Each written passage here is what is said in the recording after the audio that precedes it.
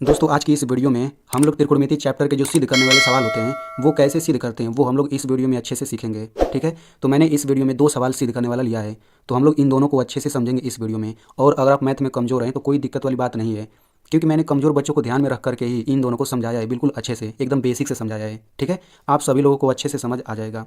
तो चलिए इस वीडियो को शुरू करते हैं।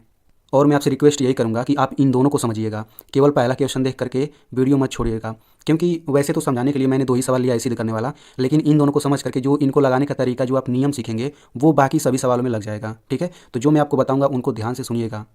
तो चलिए वीडियो शुरू करते हैं। तो देखिए हमें पहला सवाल क्या सिद्ध करना है, पहला सवाल हमें सिद्ध करना है ये। ठीक है, तो सिद्ध करने वाले सवाल का मतलब क्या होता है, सिद्ध करने वाले सवाल का मतलब ये होता है कि बराबर के इधर जो ये लिखा है और ये लिखा है दोनों बराबर है, वही चीज़ हमें सिद्ध करना है। एग्जाम्पल के लिए मैं आपको बता दूं, जैसे मान लीजिए यहाँ पर 3+2 ये क्या लिखा है, 5 लिखा है, और वैसे मैं कह दूँ कि 6-1 ये क्या लिखा है, ये भी तो 5 लिखा है। तो देखने में तो 5 नहीं लग रहा, लेकिन ये दोनों बराबर है। ठीक है, बिल्कुल वही चीज़, ये भी दोनों देखने में बराबर नहीं है लेकिन ये बराबर है। तो इनको कैसे सिद्ध करते हैं, तो देखिए मेरी बातों को ध्यान से सुनिएगा।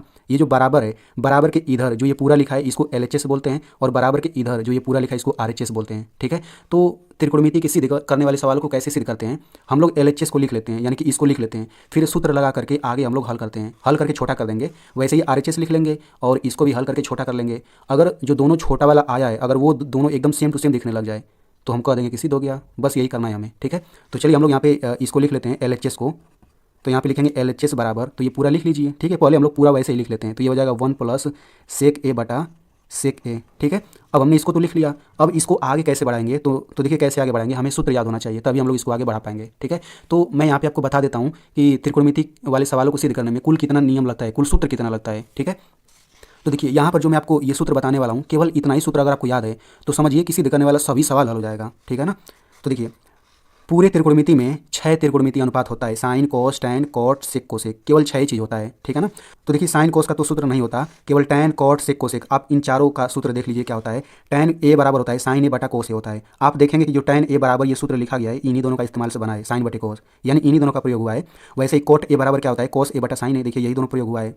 और यहाँ पर सेक ए बराबर है 1 बटा कोस ए, देखिए इन्हीं दोनों में से इसका इस्तेमाल हुआ है 1 बटे कोस ए, और कोसे के बराबर होता है 1 बटा साइन ए। तो आपको केवल ये चारों सूत्र अच्छे से एकदम याद होना चाहिए। आप देखेंगे कि इसके सूत्रों में केवल साइन कोस है। ठीक है, चलिए हम यहाँ पे देख लेते हैं, साइन स्क्वायर ए प्लस कोस स्क्वायर ए बराबर 1 होता है। ठीक है, ये बहुत ही महत्वपूर्ण सूत्र है। अब इसी सूत्र के जरिए ये दोनों सूत्र आया है, तो साइन स्क्वायर बराबर 1 - कोस स्क्वायर होता है। कैसे आया, देखिए ये जो साइन है ना, बराबर के इधर इसको अकेला कर दीजिए, इसको मैंने उधर भेज दिया बराबर के उधर। तो देखिए इसके पहले प्लस था, तो जब बराबर के दूसरे हो जाएगा तो इसके पहले माइनस हो जाएगा, देखिए इसके पहले माइनस हो गया है। ठीक है, वैसे ही हमने कोस को बराबर के इधर आने दिया, अब साइन को भेज दिया, तो इसके पहले कुछ नहीं तो प्लस, उधर जाके क्या हो जाएगा, माइनस हो जाएगा। ठीक है, अब इस सूत्र को देख लीजिए, तो a square minus B square बराबर होता है, एक कोष्टक में a माइनस बी, दूसरे कोष्टक में a प्लस बी।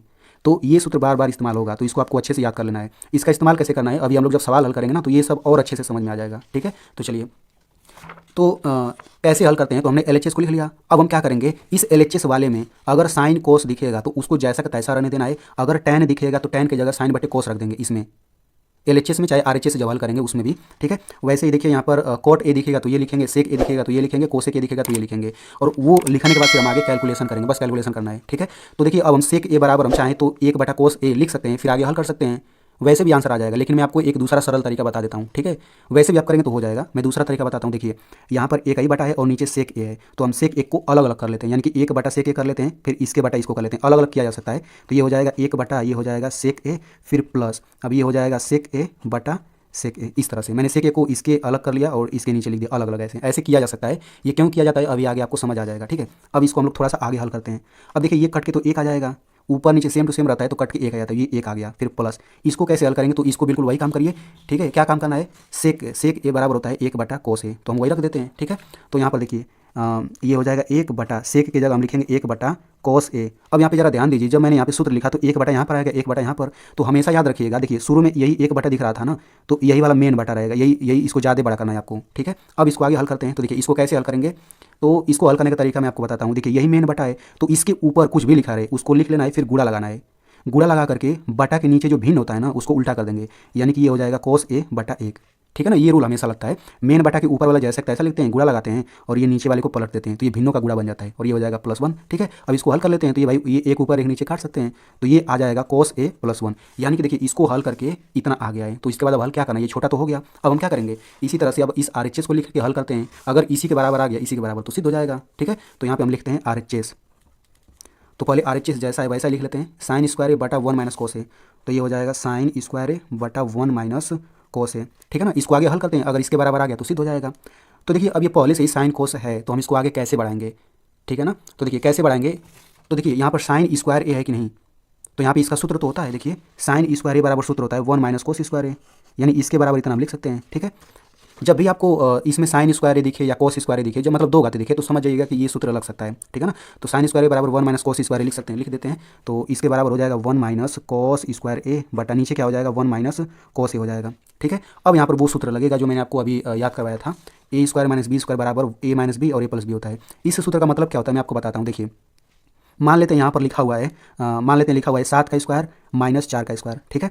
तो इसके बराबर हम ये लिख सकते हैं 7 माइनस 4 एक कोष्टक में और दूसरे कोष्टक में 7 प्लस 4। इसका मैं आपको ट्रिक बता देता हूँ। देखिए ये बीच में माइनस है, यहाँ दो दो घात है, तो मैं यहाँ पे दो दो घात को ढक लेता हूँ, दो दो घात को। अब देखिए 7 माइनस 4 दिखा ना, तो मैं 7 माइनस 4 दो बार लिख लेता हूँ और एक बार प्लस कर दूंगा, बस देखिए ऐसा ही दिखने लग गया। बस ये ट्रिक लगाना है और कुछ नहीं, ठीक है। तो देखिए यहाँ पर, अब देखिए यहाँ पर एक है ना, तो एक को मैं तो एक पर दो घात भी लिख सकता हूँ। भाई एक लिखें या एक पर दो घात लिखें, बात एक ही है, ये भी तो एक ही लिखा है। कैसे, एक पर दो घात का मतलब होता है एक गुणा एक, दो बार एक एक का गुणा करके एक ही तो आएगा, ठीक है। अब ये वही ट्रिक लगा सकते हैं। देखिए एक का स्क्वायर माइनस कोस स्क्वायर है, तो देखिए दो दो घात हमने ढक लिया। अब 1 माइनस कोस कोष्टक में करके लिख सकते हैं, लिख दीजिए। तो ये हो जाएगा 1 माइनस कोस है एक कोष्टक में और दूसरे कोष्टक में 1 माइनस कोस है, बस एक में प्लस कर लेना है। फिर बटा नीचे क्या हो जाएगा, नीचे हो जाएगा 1 माइनस कोस है, ये बीच में गुणा होता है, ठीक है। अब देखिए ये और ये सेम टू सेम कट जाएगा, बचा क्या, बचा है 1 प्लस कोस ए, ठीक है। अब मुझे ये बताइए, यहाँ पर 1 और कोस ए को जोड़ा गया है, तो इसको हम ऐसे भी तो लिख सकते हैं कोस ए प्लस 1। भाई कोस ए समझिए कोई संख्या है 5 या 6, जैसे मान लीजिए 3 और 4 इनको जोड़ने पर 7 आता है, तो इसको अगर हम पलट के जोड़ेंगे तब भी तो 7 ही आएगा, 4 को पहले और 3 को बाद में, वही तो है।